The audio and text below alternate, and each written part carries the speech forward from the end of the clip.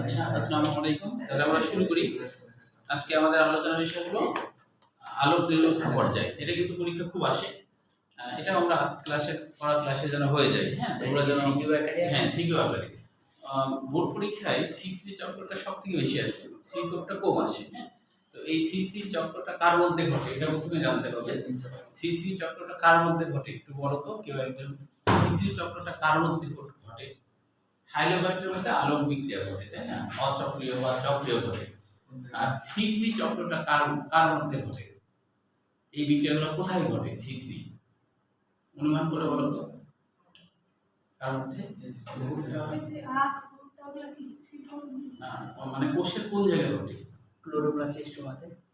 হ্যাঁ, স্ট্রোমাতে। হ্যাঁ, ঠিক আছে। দেখো, ও কিন্তু ঠিক বলেছে। হ্যাঁ, মানে এই বিক্রিয়াটা ঘটে কোথায়? ক্লোরোপ্লাস্টের স্ট্রোমার মধ্যে ঘটে। ক্লোরোপ্লাস্টের স্ট্রোমার মধ্যে। তাহলে থাইলোবাইটের মধ্যে ঘটে আলোক বিক্রিয়া। এটা কিন্তু ঘটে স্ট্রোমার মধ্যে। ঠিক আছে? যখন আমরা শ্বসনে চলে আসবো তখন বলবো যে সাইটোপ্লাজমে বা সাইটোসলে, সেটা ঠিক আছে। কিন্তু আলোক বিক্রিয়া এটা যদিও অন্ধকার বিক্রিয়া, কিন্তু এটা তো শ্বসন না, শ্বসন শুরু হচ্ছে না, তাই না? তো এই জন্য এই অন্ধকার পর্যায়ে বলতে এখানে আলোর প্রয়োজন দরকার নাই, তবে আলো থাকলেও চলতে পারে এরকম। এই জন্য আলোক নিরপেক্ষ বলা হচ্ছে।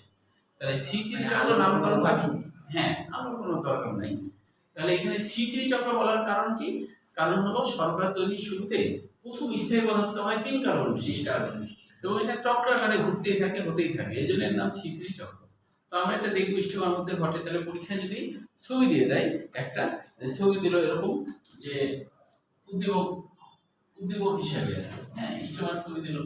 এখন এখানে তো থাইলোবাইট আছে, এখানে থাইলোবাইট আছে মনে করো। এখন যদি এখানে এরকম যদি X চিহ্নিত অংশে ঘটনাগুলি বিশ্লেষণ করো, তাহলে বুঝতে হবে এটা হলো আলোক পর্যায়। এটা হলো আলোক পর্যায়। আলোক পর্যায়ের অচক্রীয় বা চক্রীয় যে কোনো একটা লিখলেই হলো। অচক্রীয় ধরো লিখলাম এই। আর যদি এইখানে চিহ্নিত করে এই ফাঁকা জায়গা, তাহলে আমরা বলবো এটা হচ্ছে কি স্টোমা। এবং স্টোমাতে কি হয়? আলোক নিরপেক্ষ পর্যায়ে হয়। এখানে C3 বা C4 হয়। তাহলে যে কোনো একটা লিখতে হবে। C3 ধরো লিখলাম বা C4 লিখলাম, হ্যাঁ, যে কোনো একটা লিখলেই হবে, উল্লেখ না করলে। তাহলে এখন হচ্ছে আমাদের যেটা ঘটনা সেটা এইখানে ঘটছে। তাহলে এইখানে শুরু হয় কোথা থেকে? চক্রীয় অচক্রীয় কি C3 এর অন্তর্ভুক্ত হতে পারে না? না, C3 অন্তর্ভুক্ত হবে, কারণ ওখানে মনে রাখতে হবে চক্রীয় অচক্রীর মধ্যে কোনো শর্করা তৈরি হয় না, কোনো রকম যৌগ তৈরি হয় না। এখানে শুধু ATP তৈরি হয় আর NADP তৈরি হয়। এজন্য এটা C3 C4 এর মধ্যে পড়বে না। ঠিক আছে? এবং সেইটার বিক্রিয়াটাও কিন্তু ভিন্ন দেবে। থাইলোবাইটের ভিতরে এখানে কিন্তু রাসায়নিক উপাদান আছে। ওই যে ফিওফাইটিন প্লাস্টোকুইনোন, তাই না? সাইটোবিএল যেগুলো দেখলাম, ওখানে ইলেকট্রন ট্রান্সফার হয় একটা থেকে আরেকটা, তাই না? এই ট্রান্সফার হয় বলতে এটাকে কেমোস্ফটিক বলা হচ্ছে, তাই না? এই আর কি। তো এইখানে কিন্তু এর মধ্যে ঘটছে না, এইখানে ঘটছে। এবং এখানে ঘটার সময় কি ঘটে? শুরু কোথা থেকে? প্রথম শুরু হলো রাইবোলোজ 1,5 বিসফসফেট। এইখানে মনে করো একটা যৌগ যার নাম রাইবোলোজ 1,5 বিসফসফেট। মানে কি? মানে রাইবোলোজ একটা 5 কার্বন বিশিষ্ট শর্করা। রাইবোলোজ একটা 5 কার্বন বিশিষ্ট শর্করা। এর হলো 1 নম্বরে একটা ফসফেট গ্রুপ থাকে আর হলো 5 নম্বরে একটা ফসফেট গ্রুপ থাকে। তো সেটা আগে থেকে এখানে ছিল। সেইখানে রুবিস্কো এনজাইমের প্রভাবে, এটা দেখবে যে আমার লেখা বইয়ে বা আবুল হোসেন বইয়েও দেয়া আছে, এটার এটার গাঠনিক গঠন কেমন দেয়া আছে। হ্যাঁ, তো তাহলে ওটা দেখে নিও। তাহলে রুবিস্কো এনজাইমের প্রভাবে কার্বন ডাইঅক্সাইড এখানে বিজারিত হয়। তাহলে এটা 5 কার্বন, এটা হয়ে যায় 6 কার্বন। কিন্তু যে 6 কার্বন বিশিষ্ট যৌগ হয় অস্থায়ী কিটো অ্যাসিড, এটা কিন্তু স্থায়িত্ব না, সাথে সাথে পানি দ্বারা ভেঙে যায়। এর মধ্যে যে পানি আছে এই পানি দ্বারা ভেঙে যায়, ভেঙে দিয়ে 2 অণু তৈরি করে। 6 কার্বন তো 2 অণু। এক অণু হলো 3-ফসফোগ্লিসারিক অ্যাসিড আর এক অণু হলো 3-ফসফোগ্লিসারিক অ্যাসিড। তাহলে প্রথম 3 কার্বন বিশিষ্ট যৌগ শর্করা তৈরির শুরুতে প্রথম এটা কিন্তু হয়, প্রথম এটা হয়, স্থায়ী পদার্থ এটা হয়। তাই এই চক্রের নাম C3 চক্র, যেটা চক্রাকারে ঘটে। বুঝা গেল কি? তাই এর নাম হলো C3 চক্র। বুঝা গেল কি? আচ্ছা, তাহলে এখন হলো যে এই জায়গাটাতে যখন এই যৌগটা তৈরি হয়ে গেল, এই যৌগটা দেখো চক্রাকারে ঘটছে না, সেজন্য C3। আচ্ছা, এরপরে কি হবে? আলোক পর্যায়ে যে ATP তৈরি হয়েছিল, আলোক পর্যায়ে যে ATP তৈরি হয়েছিল, সেই ATPর সাথে 3-ফসফোগ্লিসারিক অ্যাসিডের একটা বিক্রিয়া ঘটে। ঠিক আছে? তো বিক্রিয়া ঘটলে তখন কি হয় এটিপির একটা ফসফরিক অ্যাসিড কি হয় এর 1 নম্বর কার্বনে যুক্ত হয়ে যায়। তাই এখানে দেখাচ্ছে 1,3 বিসফসফোগ্লিসারিক অ্যাসিড। বিস মানে ডাই, বিস মানে কিন্তু ডাই, ডাই আর বিস একই কথা, ডাই আর বিস একই কথা। তাহলে এটা হলো 1,3 বিসফসফোগ্লিসারিক অ্যাসিড, ঠিক আছে। আচ্ছা, তারপর পরে দেখো NADPH2, এটাও কিন্তু আলোক পর্যায়ে তৈরি হয়েছিল। NADPH2 আলোক পর্যায়ে তৈরি হয়েছিল না? তো আলোক পর্যায়ে যে NADPH2 তৈরি হয় সেটার সাথে আবার 3-ফসফোগ্লিসারিক অ্যাসিডের বিক্রিয়া ঘটে। বিক্রিয়া ঘটার সময় কি হয় 1 নম্বরে থাকা ফসফরিক অ্যাসিড বের হয়ে যায়, বের হয়ে যে NADP এর সাথে যুক্ত হয় আর হলো এখানকার হাইড্রোজেন এর মধ্যে ঢুকে যায়, যার জন্য এটার নাম হয় 3-ফসফোগ্লিসালডিহাইড। এক কোথায় গেল? এই যে এক এখানে চলে গেছে, 1 নম্বরের যে ফসফরিক অ্যাসিড সেটা এখানে যুক্ত হয়েছে।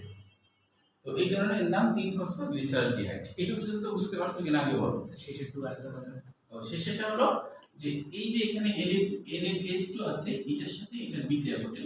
বিক্রিয়া ঘটলে হয় কি এখানকার হাইড্রোজেনটা এর মধ্যে ঢুকে যায়, হ্যাঁ, যার জন্য এটা অ্যালডিহাইড মূলক হয়ে যায় আর কি। আর এইখানে যে ফসফরিক অ্যাসিড আছে 1 আর 3, 1 আর 3 1 নম্বরে থাকা যে ফসফরিক অ্যাসিড সেটা বের হয়ে যায়, যার জন্য দেখো এটা 1-3 বলছি না, শুধু বলছি 3-ফসফোগ্লিসালডিহাইড। 1 নম্বরেরটা কোথায় গেল? এই যে এখানে হাইড্রোজেন চলে গেছে, এই যে এখানে জয় আগে বুঝানো, তারপরে বই পুরো এটুকু পর্যন্ত ক্লিয়ার কিনা বলতো? ক্লিয়ার বলতো? এটুকু এর কোনো সমস্যা হচ্ছে কিনা? সমস্যা হচ্ছে এটুকু? হ্যাঁ, কোন জায়গাটা বলবো আরেকবার বলো প্রথম থেকে। আচ্ছা, ধন্যবাদ। তাও কোনো সমস্যা নাই, কারণ হতেই পারে এটা। হ্যাঁ, আবার শুনে নাও। তাহলে প্রথম বিক্রিয়া শুরু হয় হলো রাইবোজ 1,5 বিসফসফেট। এখানে প্রথম বিক্রিয়া শুরু হয় বায়ুমণ্ডলের কার্বন ডাই অক্সাইড রবিস্কি এনজাইম, যে এনজাইমের নাম, এই এনজাইমটার সাহায্যে বায়ুমণ্ডলের কার্বন ডাই অক্সাইড রাইবোজ 1,5 বিসফসফেটে বিচলিত হয় এবং এই বিক্রিয়াটা কিন্তু ইস্টোমান হতে থাকে। তখন এটা হয়ে যায় অস্থায়ী কিটো অ্যাসিড। কেন? রাইবোজ হলো 5 কার্বন, এখানে আরেকটা কার্বন যুক্ত হয়, দিয়ে হয়ে যায় হচ্ছে 6 কার্বন বিশিষ্ট কিটো অ্যাসিড, ঠিক আছে। এইটা ইস্টোমান হতে পানির সাথে বিক্রিয়া করে এটা ভেঙে যায়, ভেঙে দুইটা অণু তৈরি করে। একটা অণুর নাম হলো 3-ফসফোগ্লিসারিক অ্যাসিড, আরেকটার নাম হলো 3-ফসফোগ্লিসারিক অ্যাসিড। কিন্তু দুইটা অণুই কিন্তু 3 কার্বন বিশিষ্ট এবং প্রথম স্থায়ী পদার্থ হলো এরা। তাই এটাকে বলা হয় যে C3 চক্র, কারণ প্রথম স্থায়ী পদার্থ শর্করা তৈরির শুরুতে প্রথম স্থায়ী পদার্থ 3 কার্বন বিশিষ্ট, তাই এর নাম C3 চক্র। এর নাম কি? C3 চক্র। এটা পর্যন্ত ক্লিয়ার? আচ্ছা, তারপরে কি হলো যে 3-ফসফোগ্লিসারিক অ্যাসিডের সাথে ATP এর বিক্রিয়া ঘটে। ATP এর বিক্রিয়া ঘটলে কি হয় যে ATP এর একটা ফসফরিক অ্যাসিড এর 1 নম্বরে যুক্ত হয়ে যায়, যার জন্য এটা হয়ে যায় দেখো 1,3 বিসফসফোগ্লিসারিক অ্যাসিড। কারণ হলো বিস মানে ডাই আর ATP হয়ে যায় ATP, ATP ছিল ATP হয়ে গেল। পরবর্তীতে কি হয় 1,3 বিসফসফোগ্লিসারিক অ্যাসিডের সাথে এই যে আলোক পর্যায়ে NADPH2 তৈরি হয়েছিল না, সেটার সাথে আবার এর বিক্রিয়া ঘটে। বিক্রিয়া ঘটলে কি হয় যে এখানকার হাইড্রোজেন এর মধ্যে ঢুকে যায়, যার জন্য NADH2 হয়ে যায় NADP, আর এইখানকার একটা 1 নম্বরের ফসফরিক অ্যাসিড বের হয়ে যায়, যেটা হলো NADP এর সাথে যুক্ত হয়। আর হলো কি হয় যে 1,3 বিসফসফোগ্লিসারিক অ্যাসিড হয়ে যায় 3-ফসফোগ্লিসারালডিহাইড, 3-ফসফোগ্লিসারালডিহাইড। 3-ফসফোগ্লিসারালডিহাইড তৈরি হওয়ার পর আইসোমারেজ, এখানে একটা এনজাইম আছে, লেখা নাই, এটা হলো আব্দুল আলিমের বই থেকে নেওয়া। আব্দুল আলিমের বইয়ে লেখা নাই, তাই লিখিনি, আবুল হাসান বইয়ে লেখা আছে। হ্যাঁ, আইসোমারেজ এনজাইমের প্রভাবে আইসোমারেজ এনজাইমের কাজ কি? কোন যৌগের আণবিক গঠন ঠিক রেখে গাঠনিক গঠনকে ভিন্ন করে দেয়া। বুঝা গেল কি? আণবিক গঠনে ধরো অ্যালডিহাইড মূলক আছে আর ওটাকে জাস্ট কি করলো কিটোন মূলক করে দিল। কিন্তু আণবিক গঠন মানে কি? কার্বন যে কয়টা থাকার সেই কয়টাই থাকবে, হাইড্রোজেন যে কয়টা সেই কয়টাই, অক্সিজেন যে কয়টা সেই কয়টাই, কিন্তু গাঠনিক গঠন ভিন্ন। এটা হলো আইসোমারেজ এনজাইমের কাজ। তাহলে দেখো এখন এই আইসোমারেজ এনজাইম কি করে? এটা থেকে এটা, এটা থেকে এটা বারবার এরকম রূপান্তর করতে পারে। এখন এরা দুজন বারবার যখন রূপান্তরিত হতে চাচ্ছে, তখন আরেকজন এনজাইম এসে হাজির হয়, বলে তোমরা বারবার নিজেদের মধ্যে এত পরিবর্তন হচ্ছ, আমি তোমাদের দুজনকে এক করে দিই। অ্যালডোলেস নামক এনজাইম কি করে? এইটা আর এইটা, এই দেখো এই দুটো যৌগকে একটা যৌগে পরিণত করতে পারে। অ্যালডোলেস এনজাইম কাজে হলো দুটো যৌগকে একটা যৌগে পরিণত করা। বুঝলো কি? আবার একটা যৌগকে দুইটা যৌগে পরিণত করতে পারে অ্যালডোলেস এনজাইমের এই কাজ। তো অ্যালডোলেস এনজাইম এখানে দুইটা যৌগকে একটা যৌগে পরিণত করলো, যার নাম ফ্রুক্টোজ 1,6 বিসফসফেট। হ্যাঁ এনজাইমগুলো আগে দিকে হিস্টোকেমিস্ট্রি আগে দিকে থাকে। হ্যাঁ একটার পর একটা বিক্রিয়া করে আরেকটা এনজাইম এসে কাজ করে এরকম আর কি। হ্যাঁ এরকম। ফুটবল খেলায় মনে করো যে গোলকিপার ওখান থেকে একজন প্লেয়ার বল গেল, তারপরে আরেকজন দাঁড়ায় থাকে, তার কাছে বল গেল, আরেকজন আগেই দাঁড়ায় আছে, তার কাছে বল গেল, এটা এনজাইমের মতো। যে এনজাইমের কাজ কি অন্য গোলটিতে গোল দিয়ে দেয়া।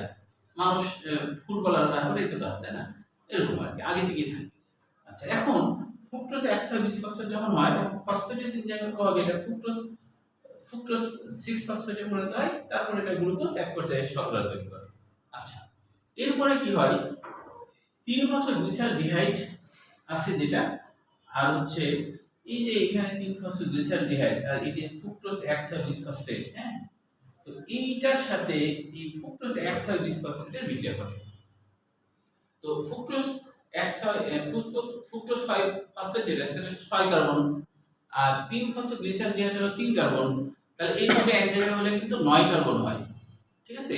এখানে কিন্তু বেশ কিছু বিক্রিয়া আছে, সেটা কিন্তু এখানে দেখানো হয়নি, আবুল হাসানে কিন্তু দেখানো আছে। এটা আব্দুল আলমের বইয়ে নাই, তাই আমি দিইনি। তবে জেনে রাখতে কি হয়, তাহলে 6 আর 3 এ 9 হয় না, তো 9 হলে 9 কার্বন যুক্ত হয়। তো এর মধ্যে একটা হয় 5 কার্বন যুক্ত আর একটা হলো 4 কার্বন যুক্ত জাইলুলোজ। দেখো এখানে একটু বইয়ের দিকে এই জায়গাটা দেখালো। হ্যাঁ একটার নাম জাইলুলোজ 5 ফসফেট আর একটা হলো এরিথ্রোজ 4 ফসফেট। তাহলে কি 4 আর 5 এ 9 না?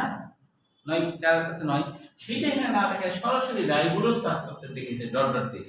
এটা দিলেও হবে, মানে এটা আব্দুল আলম হবে সংক্ষেপে দিয়েছে। দিয়ে রাইবোলোজ 5 ফসফেট হলো। এবার রাইবোলোজ 5 ফসফেট এটিপি বিক্রিয়া করলো, তখন এটা হলো রাইবোলোজ 1,5 বিসফসফেট। তাহলে পুনরায় এটা উৎপাদন হলো। তাহলে এইভাবে চক্রে 9টা ফসফেটের নাম আছে। হ্যাঁ বলো 9টা ফসফেটের নাম হ্যাঁ 9টা যেটা হয় সেটা হলো 6 কার্বন আর 3 কার্বনে 9 কার্বন হয়। হচ্ছে ওই 9 কার্বনটা আবার হলো 3 আর 6 বিশ্লিষ্ট হয় না, 9 কার্বন একসাথে যুক্ত হয়ে নতুন ভাবে 4 আর 5 হয়। নতুন ভাবে 4 আর 5 কার্বন বিশিষ্ট দুইটা যৌগ তৈরি করে। বুঝা গেল কি? এখন মনে রাখতে হবে এই বিক্রিয়াটা যখন একটা গ্লুকোজ তৈরি হতে তখন হচ্ছে যে 6টা কার্বন মানে কার্বন ডাই অক্সাইড 6 বার ঢুকতে হবে। এখানে একটা বিষয় শুনে রাখো, 6টা মানে গ্লুকোজ তো 6 কার্বন বিশিষ্ট, তো কার্বন ডাই অক্সাইড তাহলে একবার ভুললে হবে না। কার্বন ডাই অক্সাইড যখন 6 বার পাক খাবে তখন আসলে এক অণু গ্লুকোজ তৈরি হবে। ওই কারণে বইয়ের মধ্যে একটা ভাষা দেখবা যেখানে লেখা আছে যে এখানে কার্বন সংখ্যা কয়টা, তো বলছে যে 12টা কার্বন হয় 3 ফসফোগ্লিসারিক অ্যাসিড। কারণ এটার একটা যোগে 6টা কার্বন ঢুকে, 6 কার্বন, দুইটা যোগে আরো 6 কার্বন, যে লেখা আছে দেখবা 12 অণু কার্বন তৈরি হয়। এখানে 12 অণু কার্বন তৈরি হয়, কারণ হলো 6টা কার্বন এখানে যুক্ত হতে হবে গ্লুকোজ তৈরি হতে গেলে। এবং হচ্ছে যে কার্বন সংখ্যা তাহলে এখানে হলো 12, এরকম একটা কথা বলা আছে। আর 3 কার্বন বিশিষ্ট, যেহেতু 3 12 36টা কার্বন, 3 কার্বন বিশিষ্ট না এটা, এই 3 ফসফোগ্লিসারিক অ্যাসিড 3 কার্বন বিশিষ্ট। তাহলে এখানে প্রথমে এরকম লেখা আছে দেখবা যে 3 ফসফোগ্লিসারিক অ্যাসিডে 6 বার কার্বন ডাই অক্সাইড ঘুরবে মানে যুক্ত হবে। তাহলে একটা অণুতে 3 ফসফোগ্লিসারিক অ্যাসিডে একটা অণুতে 6 বার যদি ঢুকে, তাহলে এখানে 6 কার্বন 6টা ঢুকলো ওই যৌগের সাথে, দুইটাতে 12 কার্বন, কিন্তু টোটাল কার্বন হবে 3 12 36। এটা কিন্তু বইয়ের মধ্যে 36 এই কথাটাও লেখা আছে। এখন তোমরা বইয়ের ভাষাটা পড়ো এই ছবির সাহায্যে, বইয়ের ছবির সাহায্যে, তাহলে আশা করি বুঝে ফেলবা। আর যেটা বুঝবে না আমাকে একটা নিচের ওইটুকু এখানকার নিচের ও কোনটা বলো, অ্যাডনের দ্বারা যে ফ্রুক্টোজ 120 ফসফেট উৎপন্ন হয়, তারপরে পানি আর ইনঅর্গানিক ফসফেট দ্বারা আবার ফসফেটেজ বের হয়ে। ও আচ্ছা এখান থেকে আমি বলে দিই আবার গ্লুকোজ 6 ফসফেট। আচ্ছা এটার গোটাটা আমি বলে দিই। হ্যাঁ এখানে বলা হচ্ছে যে ফসফেটেজ এনজাইম তার প্রভাবে পানির সাহায্যে তার প্রভাবে এক অণু ফসফেটিক অ্যাসিড বের হয়ে যায়। ওই জন্য দেখাচ্ছে পিআই মানে ইনঅর্গানিক অ্যাসিড বের হয়ে গেল, মানে এক নাম্বারটা বের হয়ে যায় 6 অণু থাকে। হ্যাঁ 6টা তো থেকেই গেল। এখানে ডট ডট দিয়েছে মানে কি এখান থেকে ডাইরেক্ট তুমি স্টার্চ বা সুক্রোজ দেখতে পারো, এরপরে যা বিক্রিয়া আছে এটা না দিলেও হবে, ওই জন্য ডট ডট দিয়ে আছে। হ্যাঁ আচ্ছা আর যদি দিতে চাও দিতেও পারো, যেমন গ্লুকোজ 6 ফসফেট হলো, এটা দ্রব্য উৎপাদন হলো, আবার এটা হলো যে গ্লুকোজ 1 ফসফেটে স্থানান্তরিত হতে পারে। এখানে মিউটেজ নামে একটা এনজাইম আছে। মিউটেজ এনজাইমের কাজ হলো ফসফেটের স্থানচ্যুতি ঘটানো, সেটা এখানে দেখায়নি। পরবর্তীতে আইসোমারেজের মতো হ্যাঁ আইসোমারেজের মতো কিছুটা। পরবর্তীতে দেখাচ্ছেন এরা আবার দুইটা যৌগ পরিণত হয়েছে, একটা হলো অ্যাডিনিন ডাইফসফেট গ্লুকোজ আর একটা হলো ইউরাসিল ডাইফসফেট গ্লুকোজ হতে পারে। অ্যাডিনিন ডাইফসফেট গ্লুকোজ স্টার্চ তৈরি করে আর এটা তৈরি করে সুক্রোজ, এটা দেখাচ্ছে। হ্যাঁ, এখন একটু বইয়ের ভাষা পড়ো, আশা করি বুঝলাম। এইখানে যেন পড়াটা ভালো মতো হয়ে যায়, কারো কোনো সন্দেহ থাকলে আমাকে প্রশ্ন করো। হ্যাঁ, কিন্তু ক্লিয়ার হতে হবে, কারণ এটা খুবই গুরুত্বপূর্ণ আর কি। তাহলে এখন হলো এটা সম্পূর্ণটা পড়ে এই ছকের দিকে তাকিয়ে পড়ো, বইয়ের দিকে তাকিয়ে পড়ো, বইয়ের ছকের দিকে তাকিয়ে পড়ো, বইয়ের ভাষা পড়ো, দেখো যে কোনো সমস্যা, যেখানে সমস্যা হবে সেখানে আমাকে বলবা। আর যারা পরে ইউটিউবে দেখবে তারা ইউটিউবে কমেন্টেও কিন্তু বলতে পারে যে সমস্যা কি, তাহলে আমি বলে দেবো, তাই কি না?